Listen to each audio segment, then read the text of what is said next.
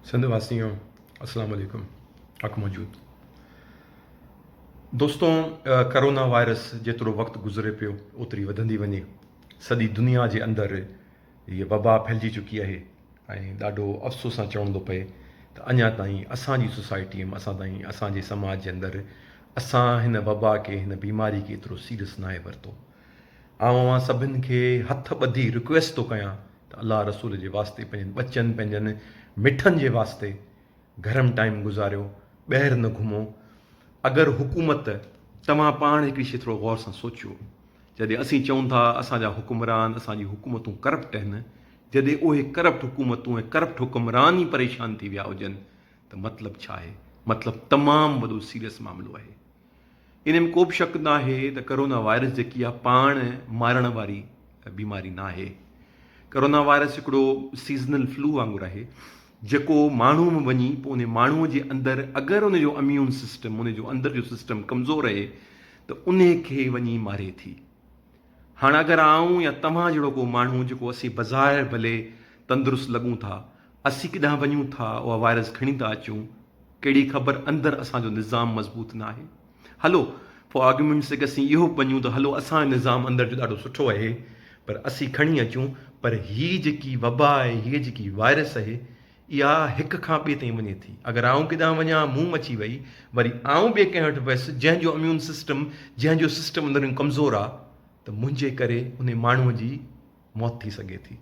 त डायरेक्टली या इनडायरेक्टली मुंहिंजे हथां हिकिड़ो क़तलु थी सघे थो। दोस्तों, अगरि शहर हुकूमत बंदि कराया आहिनि, अगरि शयूं बंदि करायूं वयूं आहिनि, त उन जी का वजह आहे। महिरबानी करे अॼु बि असांजी ॿहिराड़नि जे अंदरि शहर बंदि लॻा पिया आहिनि, पर उहे दोस्त, छोकिरा, भाइर, दोस्त ॿाहिरि निकिरनि पिया, कचहरियूं कनि पिया, फुटपाथनि ते वेठा आहिनि। दोस्तों, पंहिंजे घरनि में वक़्तु गुज़ारियो, पंहिंजे वक़्तु घरनि में गुज़ारियो।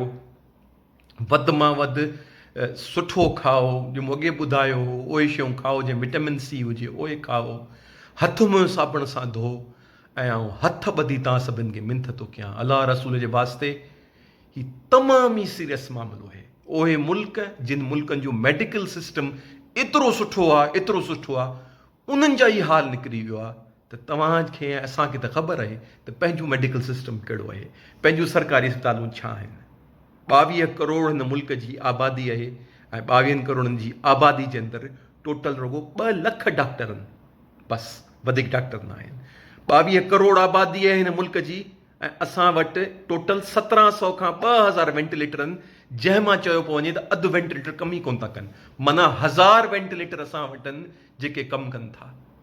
सोचो दोस्तों, सोचो, हींअर इटली थी वञे, ईरान थी वञे, चाइना थी वञे, अमेरिका थी वञे, हिते सवनि में हज़ारनि में माण्हू रोज़ मरनि पिया। असां वटि हेसि ताईं 7 माण्हू या 8 माण्हू विया आहिनि, पर हेसि ताईं असां वटि 1000 माण्हुनि ते शक आहे, 1000 माण्हुनि ते शक आहे। तव्हां सभिनि खे मिंथ थो कयां, अलाह रसूल जे वास्ते पंहिंजे घरनि में वेहो, पंहिंजे घरनि में वेहो, ॿाहिरि न निकिरो, वधि मां वधि घर में टाइम गुज़ारियो।